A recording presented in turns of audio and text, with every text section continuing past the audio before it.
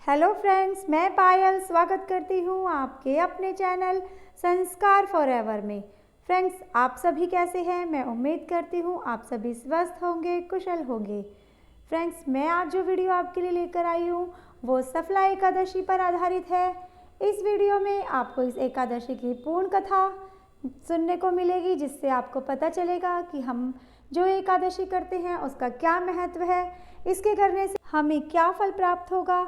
लेकिन उससे पहले अगर आपने मेरे चैनल को अभी तक सब्सक्राइब नहीं किया है तो प्लीज़ मेरे चैनल को सब्सक्राइब कीजिए, बेल आइकन के बटन को ज़रूर प्रेस कीजिए ताकि मेरी सभी वीडियोस की नोटिफिकेशन मिल सके आपको सबसे पहले।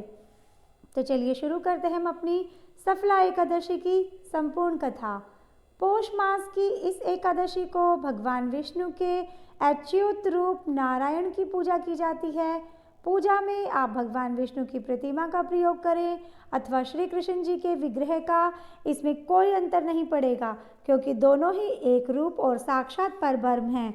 इस व्रत को करने से समस्त कार्यों में निसंदेह सफलता मिलती है और इसीलिए इसका नाम सफला एकादशी है। मोक्षदा एकादशी का वृतांत समाप्त होते ही धर्मराज युधिष्ठिर ने भगवान श्री कृष्ण से विनती की कि हे भगवान विष्णु के साक्षात स्वरूप, पौष मास के कृष्ण पक्ष की एकादशी का क्या नाम है? उस दिन किस देवता की पूजा की जाती है तथा उसकी क्या विधि है? भगवान श्री कृष्ण ने कहा, हे धर्मराज, मैं तुम्हारे स्नेह के कारण तुम्हारे प्रश्नों का उत्तर देता हूँ। एकादशी व्रत से अधिक तो मैं अधिक से अधिक दक्षिणा देने वाले यज्ञ से भी प्रसन्न नहीं हूँ, अतः तुम इसे अत्यंत भक्ति और श्रद्धा से युक्त एकाग्र मन से सुनो। इस पौष कृष्णा एकादशी का नाम सफला है। इस एकादशी के देवता श्री नारायण हैं, अतः नारायण भगवान की पूजा करनी चाहिए। जिस प्रकार नागों में शेषनाग, पक्षियों में गरुड़, सब ग्रहों में चंद्रमा, यज्ञों में अश्वमेघ, देवताओं में भगवान विष्णु श्रेष्ठ है, उसी तरह सब व्रतों में एकादशी व्रत श्रेष्ठ है। जो मनुष्य सदैव एकादशी का व्रत करते हैं वे मुझको अति प्रिय है। अब इस व्रत की विधि कहते हैं। मेरी पूजा के हेतु ऋतु के अनुकूल फल फूल, नारियल, नींबू, अनार, सुपारी आदि मेरे अर्पण करें।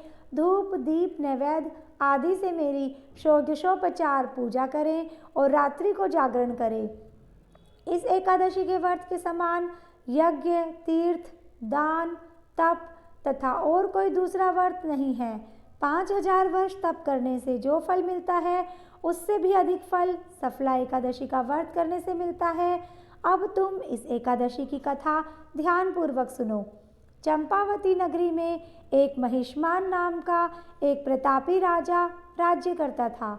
उसके 4 पुत्र थे। उन सब में लुम्पक नामक बड़ा राजपुत्र महापापी था। वह पापी सदा पर स्त्री, वेश्यागमन और बुरे कर्मों में अपने पिता का धन नष्ट किया करता था। वह देवताओं, ब्राह्मणों और वैष्णवों का निंदक था। जब राजा को अपने बड़े पुत्र के इन कुकर्मों का ज्ञान हुआ तो उसको अपने राज्य से निकाल दिया। तब वह विचारने लगा कि अब किधर जाऊं, क्या करूं। अंत में उसने चोरी का कर्म करने का निश्चय किया। वह दिन भर वन में रहता और रात्रि को अपने पिता की नगरी में चोरी करता। वह प्रजा को तंग करने और मारने का कुकर्म भी करता। वह वन में पशुओं आदि को भी मारकर खा जाता था। राज्य कर्मचारी उसको इन कुकर्मों के कारण पकड़कर भी राजा के डर के मारे छोड़ देते थे। वन में एक अत्यंत प्राचीन पीपल का वृक्ष था। लोग उसकी भगवान के समान पूजा करते थे। उसी वृक्ष के नीचे वह महापापी लुम्पक रहा करता था। इस वन को लोग देवताओं का क्रीड़ा स्थल मानते थे। पौष के कृष्ण पक्ष की दशमी के दिन वह वस्त्रहीन होने के कारण शीत के मारे समस्त रात्रि सो न सका और मूर्छित हो गया। उसके हाथ पैर अकड़ गए और सूर्योदय होने पर भी उसकी मूर्छा नहीं गई। दूसरे दिन सफला एकादशी को दोपहर के समय सूर्य की गर्मी से उसकी मूर्छा दूर हुई तो वह होश में आकर गिरता पड़ता वन में भोजन की खोज में भटकने लगा। परंतु शारीरिक कमजोरी और कष्ट के कारण वह जीवों को मारने में असमर्थ रहा। अंत में वह वृक्षों से गिरे हुए फलों को बीनकर पीपल के वृक्ष के नीचे आया। उस समय तक भगवान सूर्य अस्त हो गए थे। उसने फलों को पीपल के वृक्ष के नीचे लाकर रख दिया और रो रो कर कहने लगा, भगवान, यह सब फल फूल आपके ही अर्पण हैं, आप ही इनसे तृप्त होइए। उस रात्रि भी उसको दुख के मारे नींद नहीं आई और वह रो रो कर भगवान को याद करता रहा। इस प्रकार उससे अनजाने में ही सफला एकादशी का उपवास और रात्रि में ईश्वर भक्ति हो गई। इस उपवास तथा जागरण से भगवान अत्यंत प्रसन्न हुए और उसके सब पाप नष्ट हो गए। दूसरे दिन प्रातः समय अनेकों सुंदर वस्तुओं से सजा एक अति सुंदर घोड़ा उसके सामने आकर खड़ा हो गया। उसी समय आकाशवाणी हुई कि हे राजपुत्र, भगवान नारायण की कृपा से तेरे समस्त पाप नष्ट हो गए हैं। अब तू अपने पिता के पास जाकर राज्य प्राप्त कर। लुम्पक ने जब ऐसी आकाशवाणी सुनी तो वह अत्यंत प्रसन्न हुआ। हे भगवान, आपकी जय हो कहते हुए उसने घोड़े की पीठ पर पैर रखा, खाना खाया और वस्त्र एवं आभूषण पहन लिए। घोड़े पर चढ़कर वह अपने पिता के पास गया, संपूर्ण कथा कह सुनाई। कुछ समय बाद राजा महिष्मान ने लुम्पक को अपना राज्यभार सौंप दिया और स्वयं तपस्या के लिए वन में चला गया। अब लुम्पक शास्त्रानुसार राज्य करने लगा। उसके स्त्री पुत्र आदि भी नारायण के परम भक्त बन गए।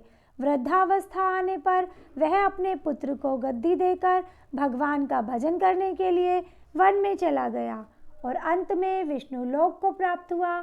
जो मनुष्य भक्ति पूर्वक इस सफला एकादशी का व्रत करते हैं उनको सभी कार्यों में सफलता मिलती है और अंत में मुक्ति मिलती है।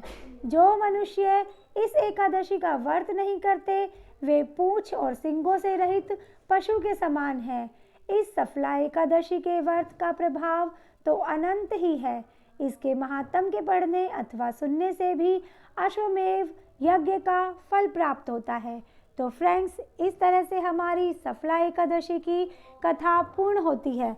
अगर आपको सफला एकादशी की कथा पसंद आई हो तो प्लीज़ मेरी वीडियो को शेयर कीजिए, लाइक कीजिए, मेरे चैनल को सब्सक्राइब कीजिए, क्योंकि संस्कार अपनाना रखेंगे जारी, रीति रिवाजों की अब है बारी ऑन संस्कार फॉरएवर चैनल। राधे राधे।